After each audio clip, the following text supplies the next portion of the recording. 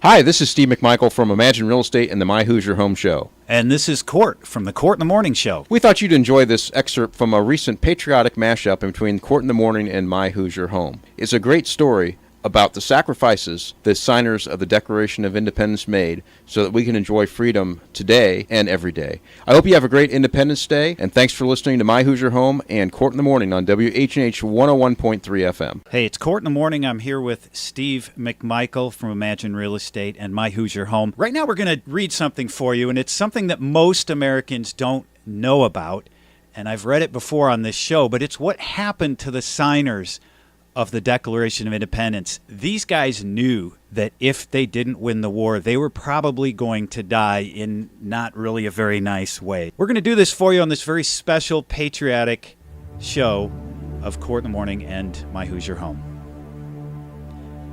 These men signed and they pledged their lives, their fortunes, and their sacred honor. 5 signers were captured by the British as traitors and tortured before they died. 12 had their homes ransacked and burned. 2 lost their sons in the Revolutionary Army.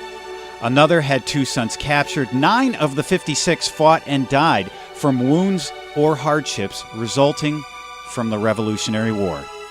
What kind of men were they? 24 were lawyers and jurists, 11 were merchants, 9 were farmers and large plantation owners. All were men of means, well educated, but they signed the Declaration of Independence knowing full well that the penalty could be death if they were captured. Carter Braxton of Virginia, a wealthy planter and trader, saw his ship swept from the sea by the British Navy. He sold his home and properties to pay his debts and died in rags. Thomas McKean was so bounded by the British that he was forced to move his family almost constantly. He served in the Congress without pay, and his family was kept in hiding. His possessions were taken from him, and poverty was his reward. Vandals or soldiers or both looted the properties of Ellery, Claimer, Hall, Walton, Gwinnett, Hayward, Rutledge, and Middleton. Perhaps one of the most inspiring examples of undaunted resolution was the Battle of Yorktown. Thomas Nelson Jr. was returning from Philadelphia to become governor of Virginia, and joined General Washington just outside of Yorktown. He then noted that British General Cornwallis had taken over the Nelson House for his headquarters, but that the Patriots were directing their artillery fire all over town except for the vicinity of his own beautiful home. Nelson asked why they were not firing in that direction, and the soldiers replied, "Out of respect to you, sir." Nelson quietly urged General Washington to open fire, and stepping forward to the nearest cannon, aimed at his own house and fired. The other guns joined in, and the Nelson home was destroyed. Nelson died bankrupt. Francis Lewis' Long Island home was looted and gutted. His home and properties destroyed. His wife was thrown in a damp, dark prison cell without a bed. Health ruined. Mrs. Lewis soon died from the effects of the confinement. Lewis's son would later die in British captivity.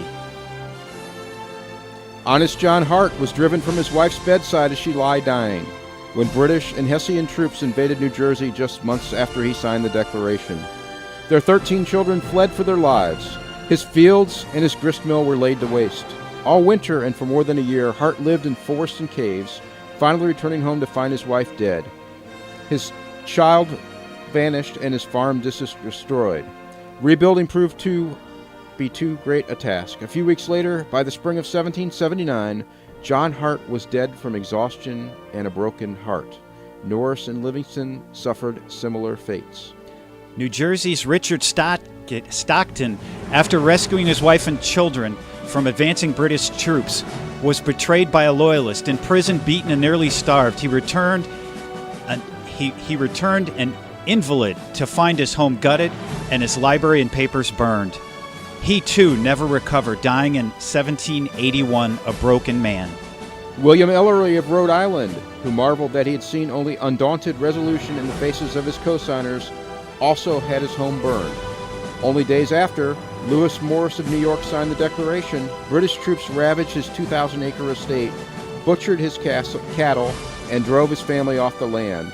3 of the Morris' sons fought the British. When the British seized the New York houses of the wealthy Philip Livingston, He sold off everything else and gave the money to the revolution. He died in 1778. Arthur Middleton, Edward Rutledge, and Thomas Hayward Jr. went home to South Carolina tight. In the British invasion of South, Hayward was wounded and all three were captured. As he rotted on a prison ship in St. Augustine, Hayward's plantation was raided, buildings burned, and his wife, who witnessed it all, died. Other Southern signers suffered the same general fate. Among the first to sign had been John Hancock, who wrote in big, bold script so George III, in quotes, could read my name without spectacles and could now double his reward for 500 pounds for my head, unquote. If the cause of the revolution commands it, roared Hancock, quote, burn Boston and make John Hancock a beggar. Here were men who believed in a cause far beyond themselves.